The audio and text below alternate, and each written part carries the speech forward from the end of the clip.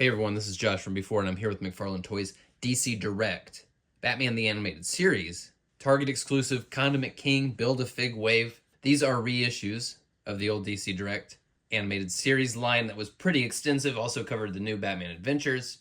I did not collect those. I love Batman the Animated Series, grew up watching style, but as far as having the figures in 3D form, when it comes to action figures, I prefer the more detailed sculpts. The Bruce Timm art style just doesn't quite pack the same punch in 3 dimensions, in my opinion. But those old figures, depending on which character you're looking for, some of those things go for a pretty penny and have been very expensive on the aftermarket for years now. So you would think McFarlane putting these back out, they'd be basically printing money. However, they've made some choices. Let's look at these. You can see them right here. Overall, not terrible looking figures by any stretch. But I guess in the spirit of they just have to put their own spin on it, or I don't know what, they've added this cel-shaded look, which I really just don't have much of a taste for. And they have gone hard on the cel-shading look here, especially for Batman. Batman, I think, kind of fares the worst out of this whole lineup here. They've just gone entirely too dark with the shading here. It reads as damn near all the way black, and it's extreme. It goes all the way up.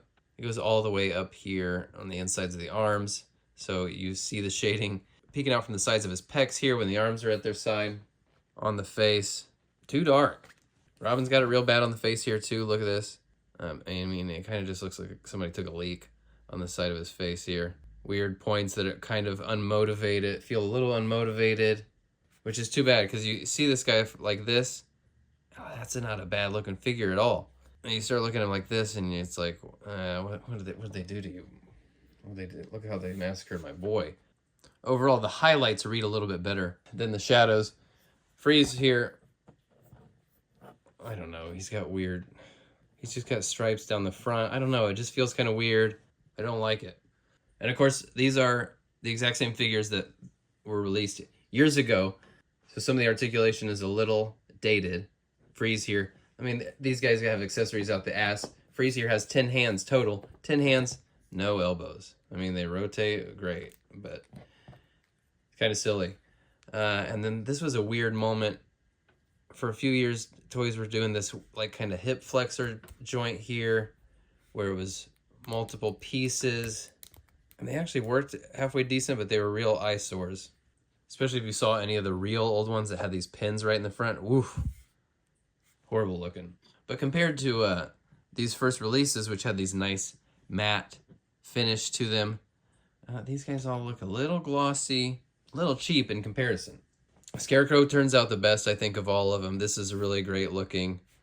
There ended up being a few Scarecrow designs in the animated series. I think this is the best one. And this figure, it just has a wonderful silhouette. Not a ton of fun factor. Again, despite having an extra head, this looks like freaking Tiny Toon Adventures, Montana Max.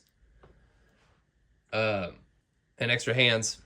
I don't see myself just like playing with these, posing these a lot. I really only even pick these guys up to build Condiment King, and this is fantastic. This is a new sculpt. Really captures the Bruce Timm art style perfectly. He's even really well balanced, I think, for having this big heavy tank on his back. When he stands in this kind of exaggerated way with his knees hyperextended, you know, you get that really exaggerated cartoony profile. I really love that. His legs are loosey-goosey, though. This is really unfortunate.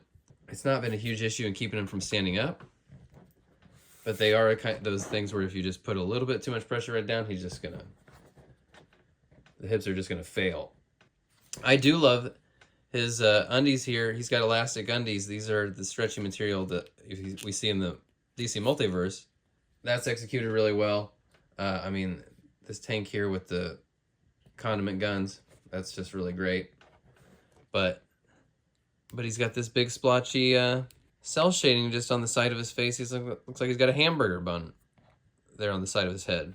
It's a little bit better here on the body, but man, that's just looks ugly. And they should have spent these paint apps getting his mustard and ketchup packets here done, painted, because now they look like